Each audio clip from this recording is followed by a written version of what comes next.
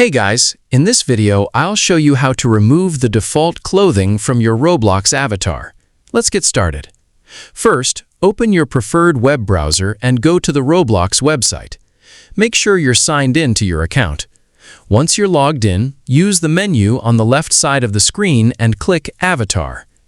If you're using a new account, your avatar will likely be wearing the default Roblox clothing. To remove it, open the Recent tab, switch the filter to All, then scroll through your items and deselect the clothing pieces you want to take off. After removing the clothing, go to Head and Body, then select Skin Tone. From here, you can change your avatar's skin color to create the appearance of having no default clothing. Simply choose the skin tone you prefer, and the changes will be applied to your avatar automatically. That's it. If you found this video helpful, consider giving it a like and subscribe.